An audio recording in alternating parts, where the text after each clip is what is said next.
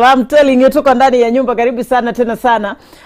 You can see me smiling. I'm happy because we have actually come to the end of the month. And nasema we've come to the end of the month because this is the last time this week we are having Mwangaza Asubuhi. Tutakapopatana Jumatatu tutakuwa tunaambiana heri njema ya mwezi mpya wa Juni. Kwa hivyo tuna kila sababu ya kuambia Mwenyezi Mungu asante, ametutenda wema, ametusimamisha na ametuinua ndani ya nyumba. Wakati mwingi sana kila mtu kimuuliza ungependa kufanya nini, anasema mimi nataka nipate ploti, mimi nataka nijenge, hata Selene nataka nijenge, unaona vitu kama vile. Na pia tumeshuhudia mambo mengi. Wakati mwingine unapata kwamba kuna mjengo fulani ambao umesitishwa kwa sababu tunaambiwa kwamba the contractor ama mwenye ako in charge ya hile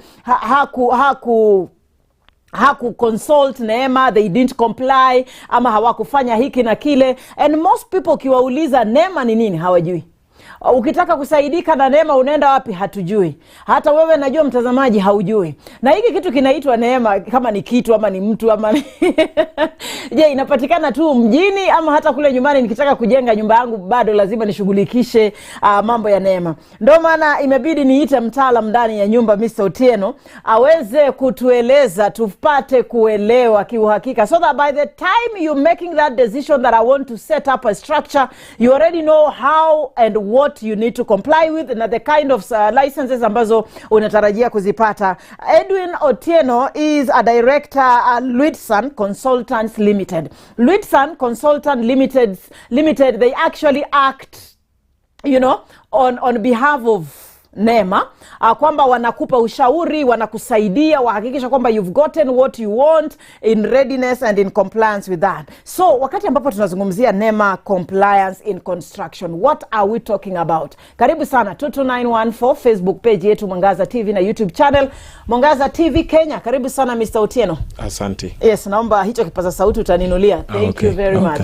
So who is Mr. Otieno? Kwanza kabisa naona Kiswahili kina itabidi umechezea. Ndio. Tutajaribu lakini tutajaribu tutajikakamua kisabuni. Ni Kiswahili. Kiswahili mufti. Yes, asante sana kwa nafasi hii na kuweza kuwaelezea watazamaji. Ni nafasi nzuri na tunashukuru. My name is Edwin Otieno, as you have correctly put it. I'm an environmental scientist by training, and I work as an environmental consultant. Consultant here basically means that NEEMA has because nitaelezea NEEMA inamaanisha nini. Yes. Kwa sababu imechanganya watu ni NEEMA. Kuna hayo mambo. But kwanza kabisa tutasema as a consultant our main responsibility is to be able to advise and assist the various people, the developers and the individuals, to be able to just comply and meet the necessary regulations and laws that are there, even as they do what they are trying to do. Our responsibility, or the whole environmental conversation even around the construction sector, stem from a simple concept called sustainable development. And kwa kifupi, sustainable development just means ukichora 3 circles, you know where you draw 3 circles, then there is a point of intersection. Yes. So these 3 circles normally carry 3 things. Number 1 is the environment, then there is the society, then there is the economy. That you need to find a place where you are able to take care of the environment, you're able to take care of the society, but still meet the economy. Right? Okay, yeah. So that place. So it is that where there has to be now regulations that you as a developer, you know, when you want to develop, unaangalia unataka kuwekelea ploti mahali, you unajua the main thing in your mind is return on investment and profits and you know, but if we don't put it on check, if kila mtu angeendea do, we know human beings are inherently kila mtu akisema absolutely the Bible says it's true. Yes. So if we say kila mtu anaendea pesa bila ku then we will definitely destroy ourselves. So that is why kunafika mahali ambapo tunahitaji kuwa na ndio wahitaji pesa, lakini kwa wakati unatafuta pesa umemdhuru mwingine. Okay, umedhuru mazingira. Kwa sababu kwa definition ya sustainable development tunasema ni development that meets the needs of the current generation without compromising the ability of the future generation to meet their needs.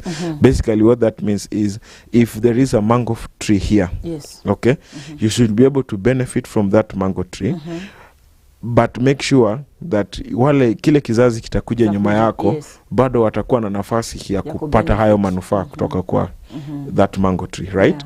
So how do we make sure we do that?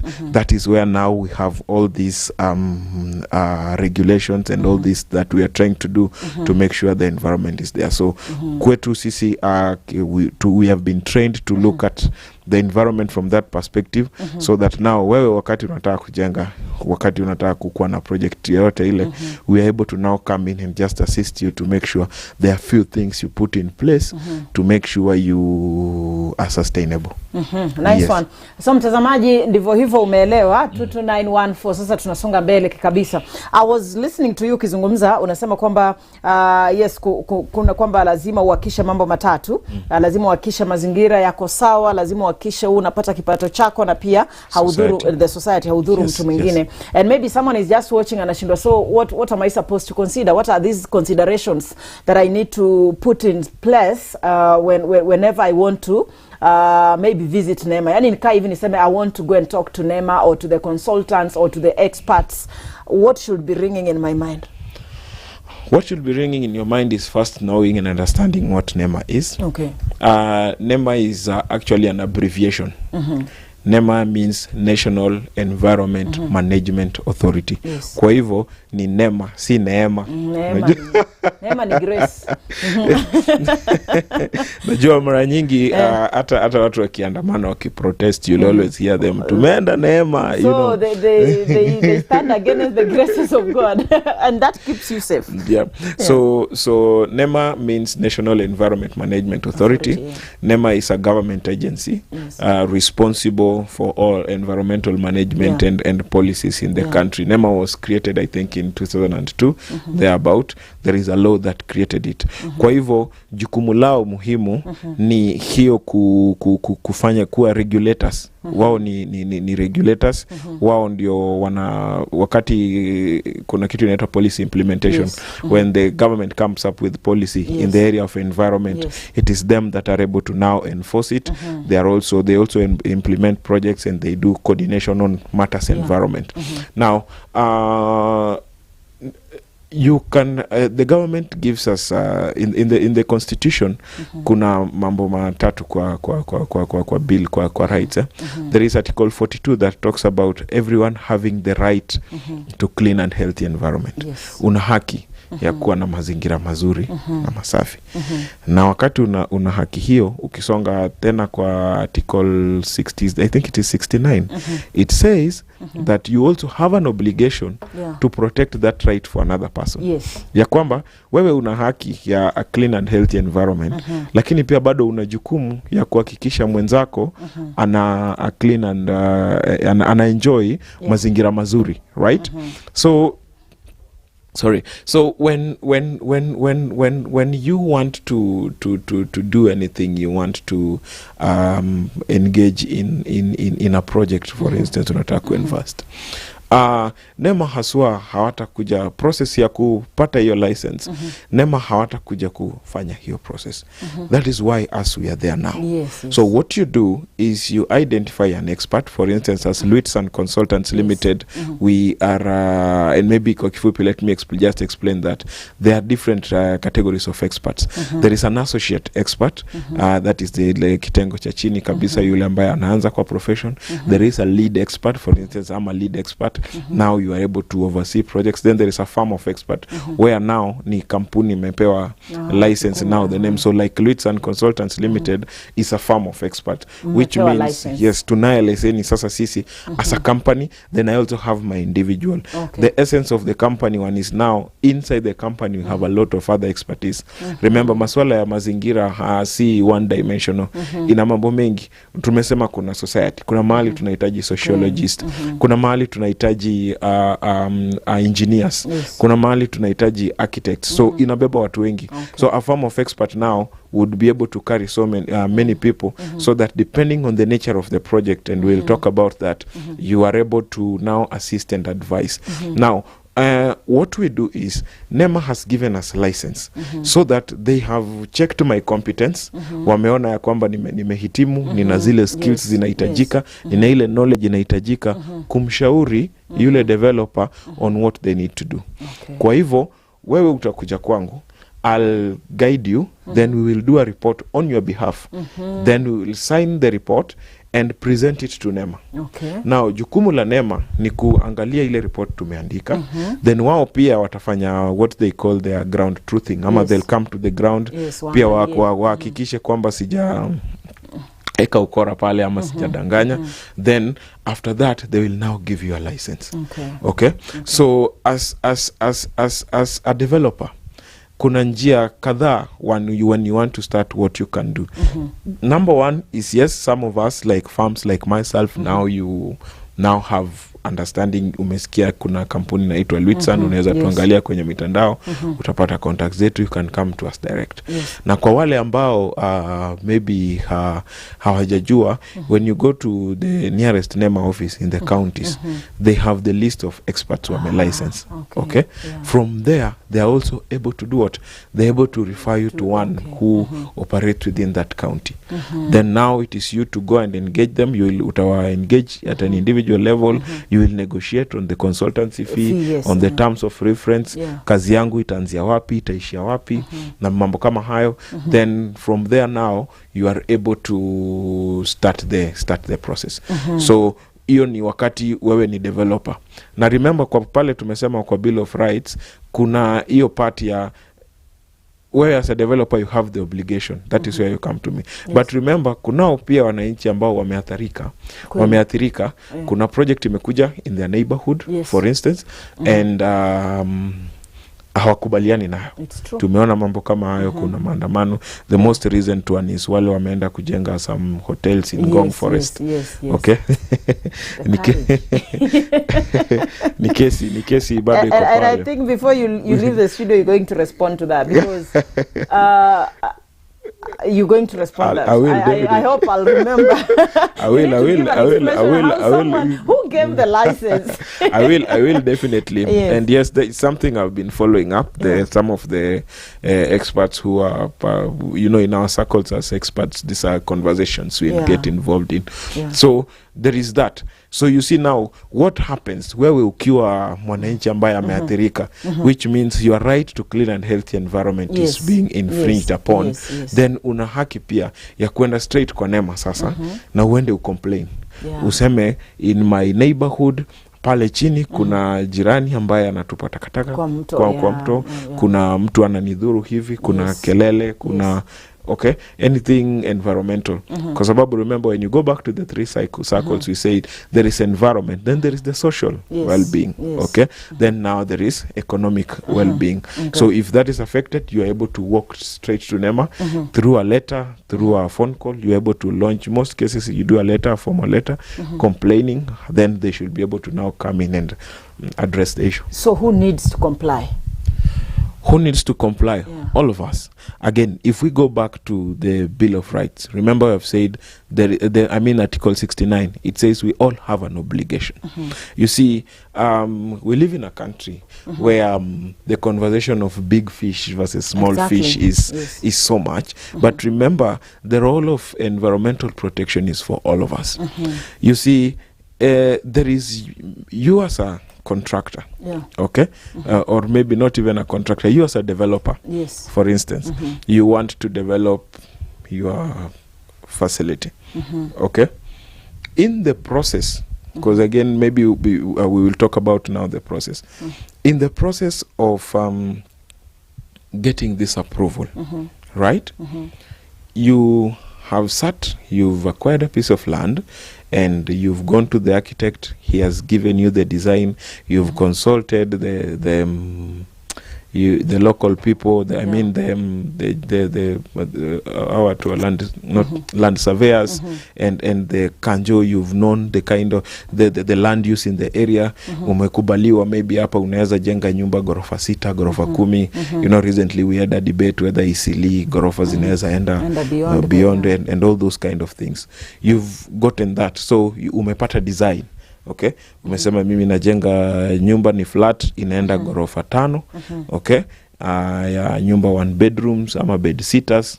Okay, now inakuwa ni jukumu lako wewe kama developer, yes. Sasa kutaka kutafuta approval ya kwamba hii project lazima i-comply na mambo kadhaa. Okay, so wakati mimi unanileta as an expert, one of the things that I will do is I will go to the ground. Okay, and the process will start. The first process is called screening. Screening just means we look at your project, I have understood it, against in the Environment Management and Coordination Act, EMCA, that is the law that govern what the overarching law. There are many other laws under there that but govern what we do. Now kwa ile law uko mwisho kuna there is a list of projects that needs to go through impact assessment. Kwa sababu si projects zote.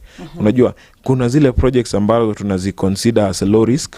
Okay, kuna zile projects zina consider as medium risk, then there are projects that are considered as high risk. Yes. There's a regulation that recently, I think in 2019-2020 came up now to categorize projects like that. Now in the MCA kuna pale kuna mahali kuna hiyo list where now you are able to check and see whether your projects needs to go through the environment impact assessment process or not. And does this also apply to people who are living in rural areas? Absolutely. Or people who are setting up their own residential homes?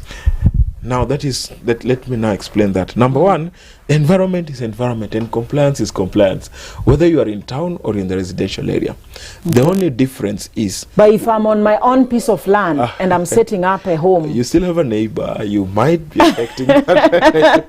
You might be affecting that neighbor. Okay. So maybe let me explain this procedurally. Yeah. Now there are list of projects in MCA. Yeah. In the second schedule of the law, the list of projects that must be subjected to an impact assessment process. Yeah. So environment impact assessment is the first is the first process that is a decision making tool where before that project is put on ground, we are able to come and look at it in the long term. Okay?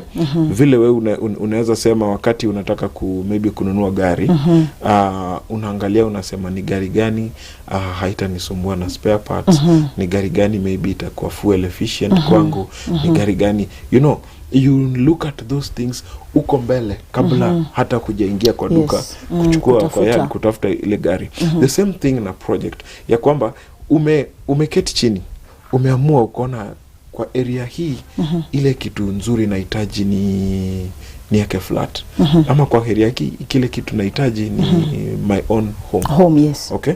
So the first step is we are going to look at that project, look at it in terms of zile risks ambazo iko nayo, what it's going to, if it will have impacts. So guided by this list in the second schedule, we are able to tell ya kwamba kunazo zile ambazo si lazima, okay, lakini kuna zile ambazo ni lazima. Okay. Okay.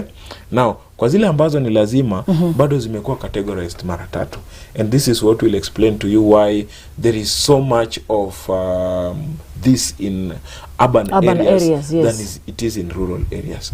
The main factor is the risk. Okay? Yeah. Kwa mfano, there are projects that are low risk. Yeah. Low risk means risk is normally an equation, a function of impact. So wacha nitumie example ya town. Town ukiwa na flat 3 zimeshikana pamoja, population ya watu ni wengi.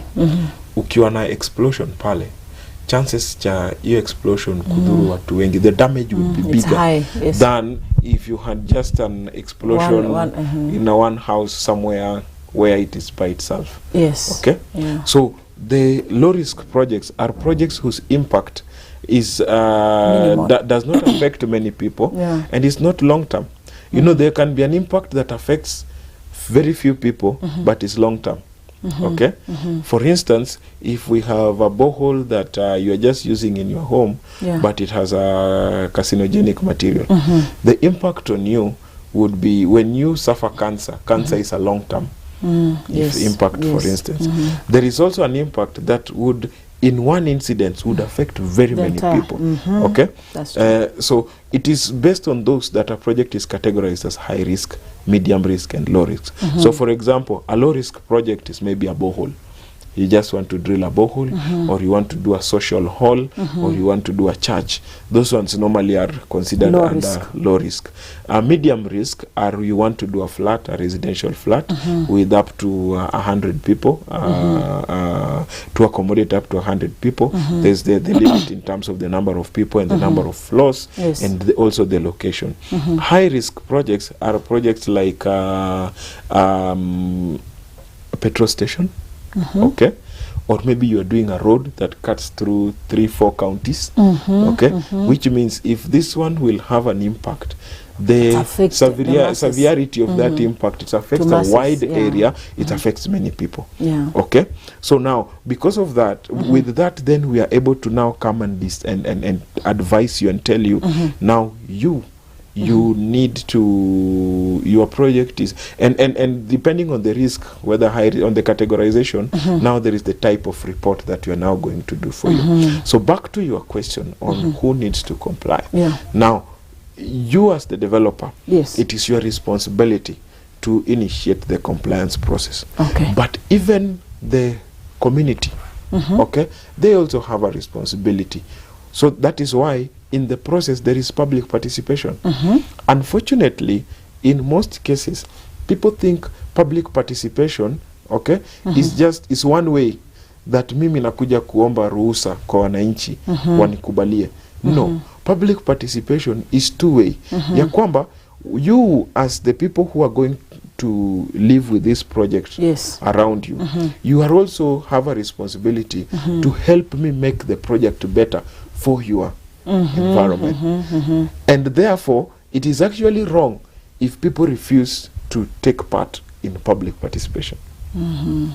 You know, in some areas... But this is something that Yes. it's still faced with challenges. I think it's an area that has, I don't know if you guys need to do a lot of awareness creation, because more often when we hear public participation, even in political scenarios, we always know it is a one way. Absolutely, and it is just the way things have been set up. One, as a nation, we have trust issues. That is a reality we cannot run from. We have trust issues, and yes, two, we have a lot of issues with just communication, and us being able to give people information. And that is why now when I come in as an expert, before any public participation exercise, we normally are required to take time and do a little bit of civic education, and just tell the public, what is your role here? Exactly. I'll give you an example. I remember when I've done a lot of work around Kajiado. That is where I started. By the way, I've been in practice today is, I think, since 2013. That's around 12 years going as an expert. And I've worked across the country in very many counties. I've done some work in Busia, Kisumu, Bungoma, Nairobi, Kajiado, Kiambu, you know, Machakos. Because us, we are not in one. Yes. I have an office, yes, we are located somewhere in Kiambu, but then we do work across the country. So if you are in Busia, you can still engage us. If you are in Kisumu, if you are in Siaya, we are still able to come and or if you are in Mombasa, I've done work in Voi. Now, there was a time in Kajiado, there was a bit of some challenge in the community, where the older generation had sold a lot of land, and now the younger generation that was coming in had started being hostile because they were literally becoming squatters. Okay. Now anytime they see a land buyer wanting to develop the land, they become a bit hostile. Okay. It is expected, because you imagine this was our land. Mzee sold the land. Mzee, whatever he did with the money, we don't know, that is something else. But now this one person is coming, he wants to develop here. So I remember in a lot of occasions when we went for public participation, members of the community, a lot of them, some became hostile. They said, nyinyi tukeni hapa na hizo vitu zenu. Some refused to take part. Okay. And a lot of times we were also mistaken as to be the ones who are coming behind to we are behind kuwakandamiza zaidi. But you see, in the process, ideally, as an expert, I'm supposed to be a neutral person. Okay, because I am for the environment and the social. As much as yes, I am an quote-unquote employee of the developer, because he's the one who is paying, who has contracted me and engaged me. When I come to the ground, okay, I am supposed to be neutral. I'm not supposed to lie to the community that hii project ni mzuri. Okay, I'm not supposed to overmarket the project. I'm supposed to tell you the facts about the project. Huyu client anataka kujenga factory, na hii factory ni ya kusiaga mawe. Mawe ikisiagwa kuna vumbi. Okay, mawe ikisiagwa kuna kelele. Mawe ikisiagwa kuna lori za kuleta mawe na kurudisha, kumaanisha hii barabara inaweza athirika. Okay, mawe ikisiagwa, okay, hii kampuni itaajiri watu 100, wengine si watu wa area hii. Kwa hivyo kuna risk ya social ills. Okay, all those are impacts. Okay, so that now you as a community, mzee wa nyumba 10 atasema sisi tungependa hivi, hii kampuni ikijengwa hapa, tafadhali ajiri watu wetu. Okay, will reduce on the social ills. Okay, na pia kama kuna watu watakuja ambayo si wa hapa, kwa sababu it is not obvious that in a community you will find an engineer, you will find a procurement person. Okay, definitely there must be other people from wherever who are coming in, because even if there is an engineer, they might not be having the competencies you need as a company. So you see, so when all those negotiations are done now, okay, that means the community is able to advise the project. Okay, and the developer and the entire team behind him. By the way, wakati tunafanya hivyo, you also need to bring in the engineers and the architects who have designed that project. When they come in, okay, we're able to have a conversation. The advantage, I'll finish with this, the advantage to the for such like public participation, the advantage to the project is what we call social capital. Now you have a project that the community has embraced, that they can identify with, and they can even defend it. You know, kuna kampuni ziko mahali na unakuta ni, if the community decide to sabotage a business somewhere or a project somewhere, they can do that. So it is two ways. So the obligation solely falls on the one who want to develop.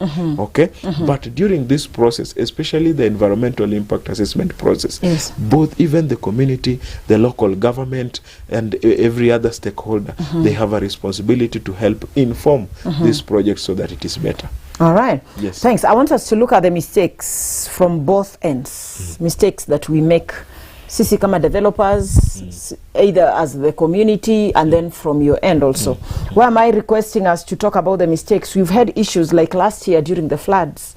We had so many houses that were built along the rivers or near the rivers being demolished. But we also had complaints of the developers saying we were cleared. Before we set up the structures, we were cleared.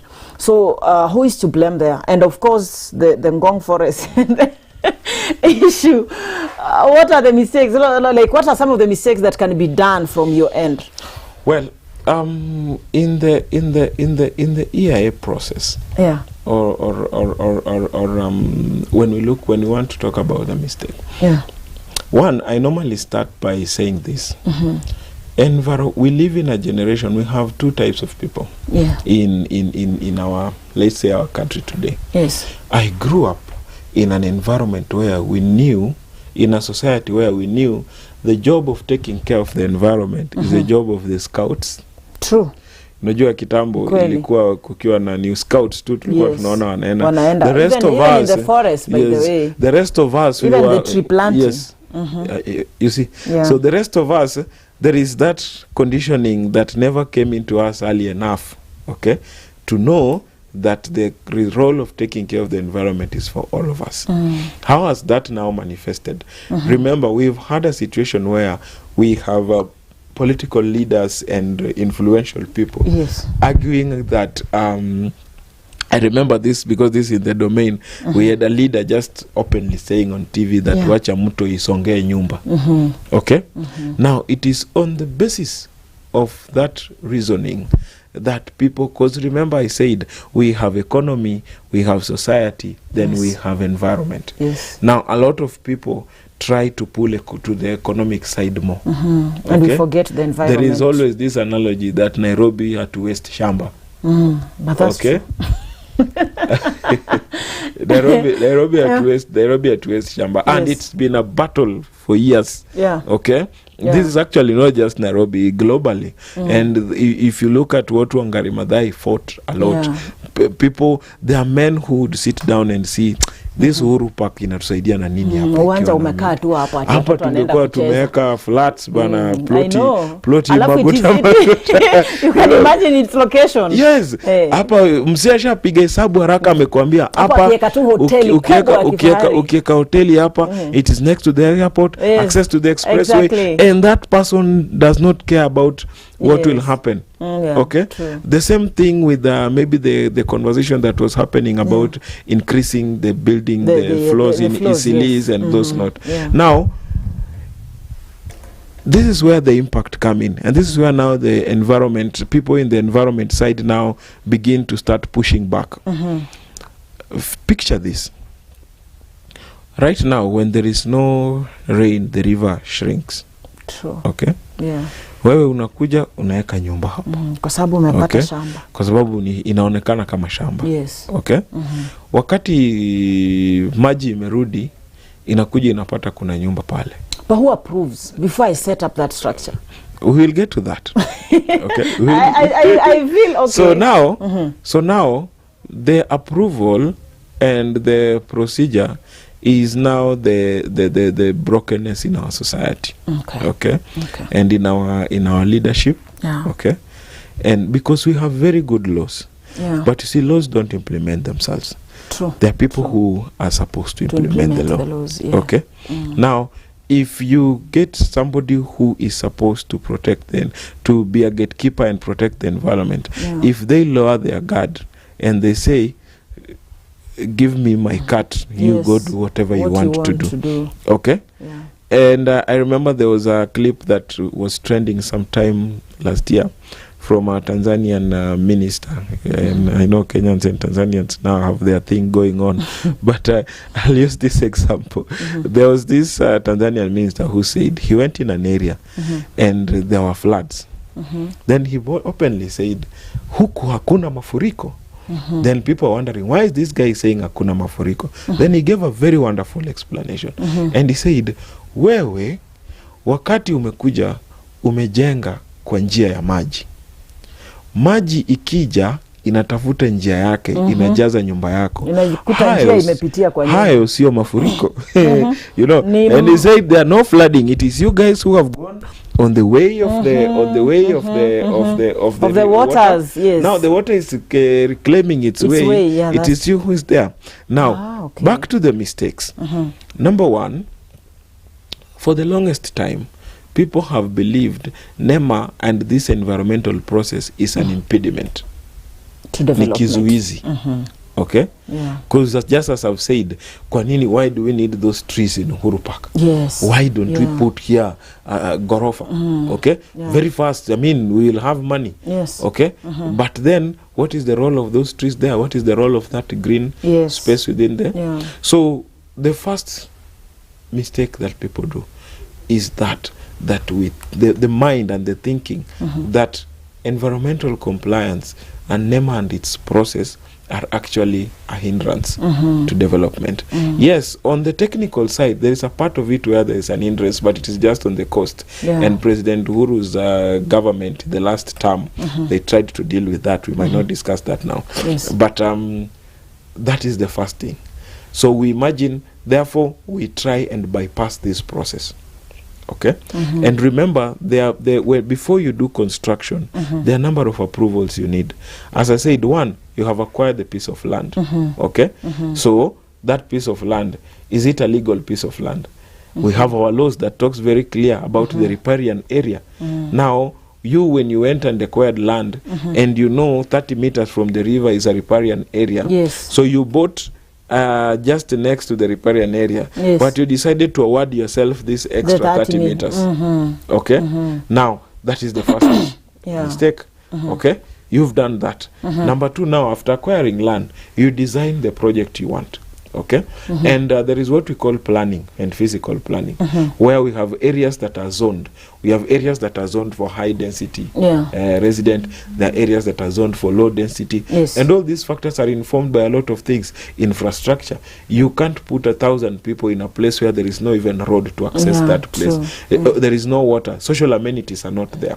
So number two is, now you design the house based on the zoning. And there are areas where you need something we call change of use. Maybe an area was initially earmarked as an agricultural area, but you want to change it into a residential or a commercial area. You get that change of use. Once you have change of use, you now have designed the kind of project you want. You want to do a commercial flat or a residential establishment. Okay, once you have designed, you will take it to the county.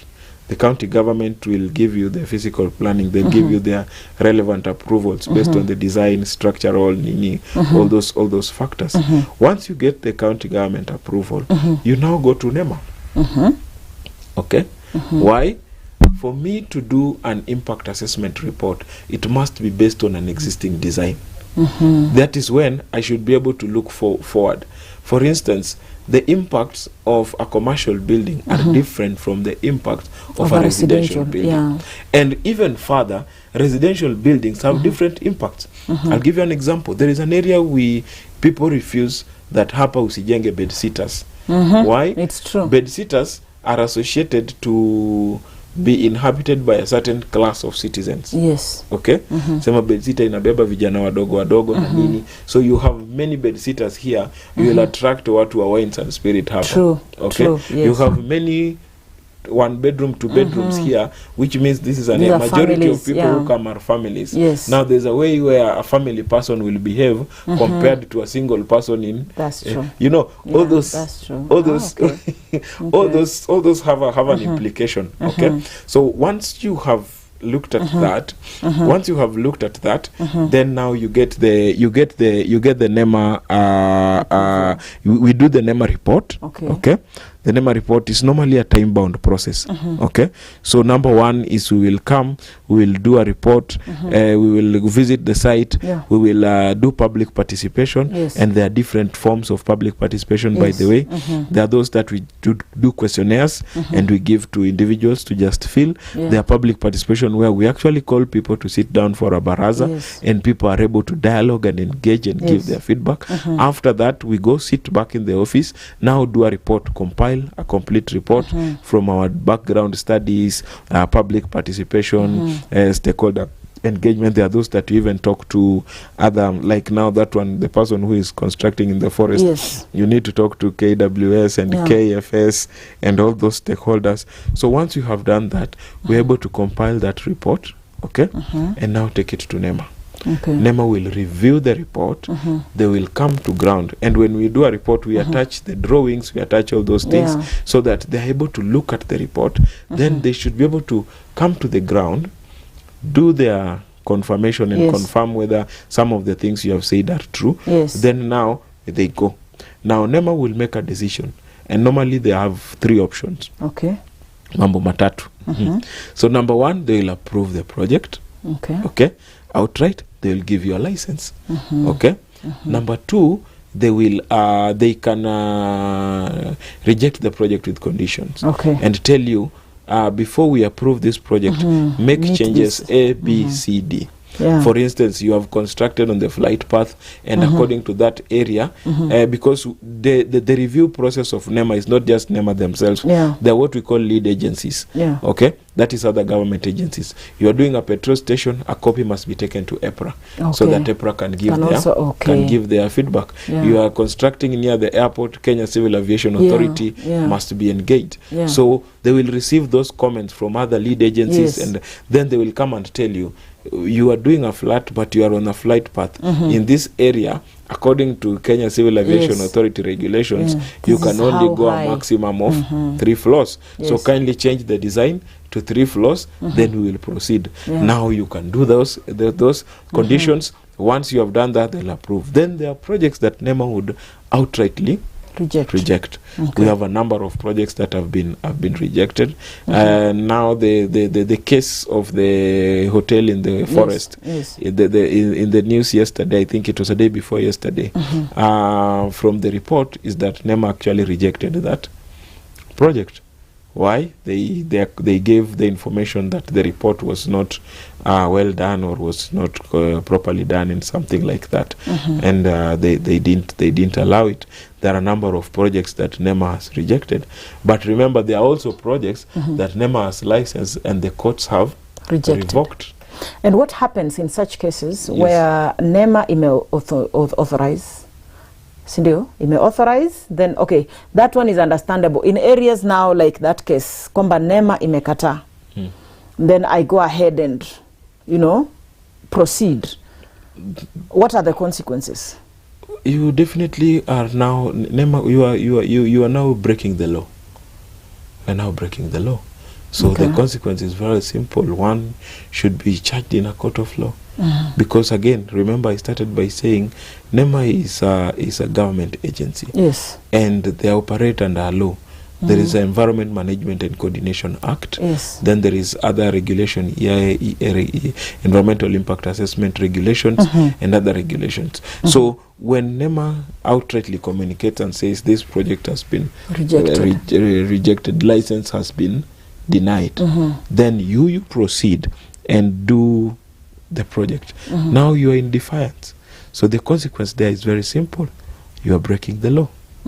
Okay, and the project now, it would come with the losses. Again, that comes to just the mistake. There's the mistakes we're talking about.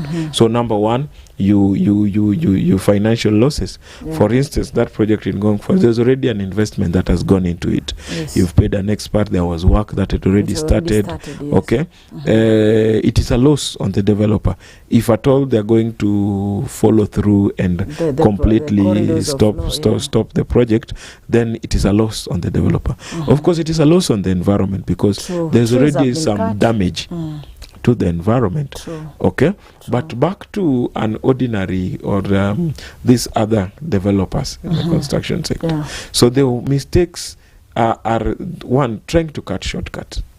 Okay. Yeah. And one of the things we do as leads and consultants, and as a person, we're always very keen about, we'll always advise you on the right procedure. Remember, by the way, our job, there are occasions, there are days when you have a client who imagines that this process or the work we are doing is just to get NEEMA out of the way. Okay. Okay. And I normally tell them, by the way, my job is not to help you check a they box. actually come to you as a shortcut. They come to us because they don't want to be stopped. Okay. Yeah, so they feel like if they come, alafu mu approve. Yes, so they come to me. All they want from me, remember, we said my job is to also advise them to do the right thing. Yes. But there are those who don't care about the right thing. So they'll come to me and say, we malizana na hao watu wako waniondoke.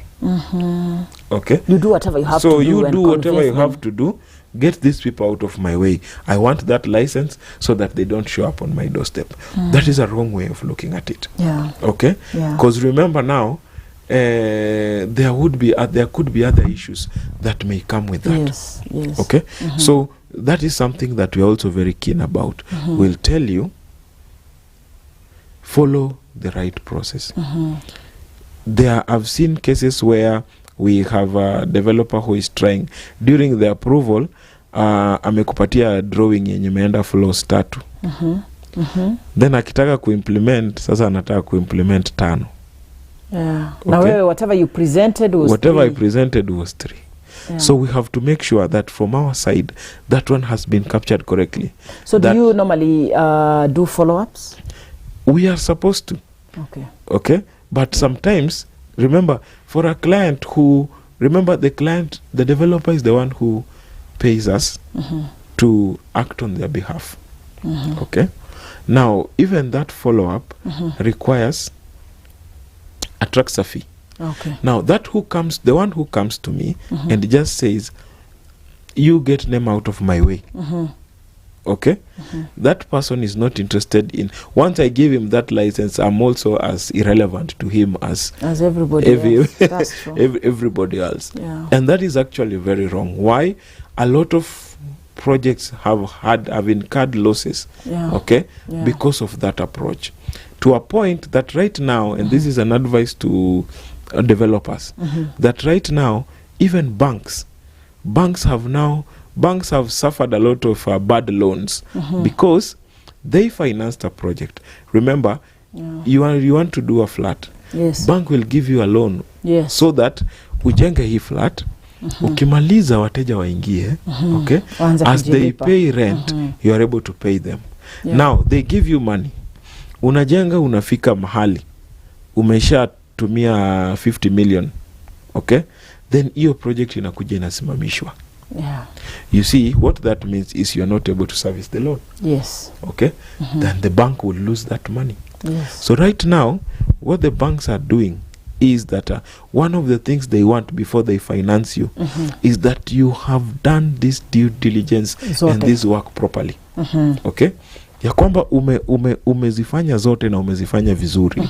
Okay? So that if they are going to put their money in you, they are, and it is them that now insist that it is not just about the license, it is also the extra levels and extra layers and extra layers of checkup.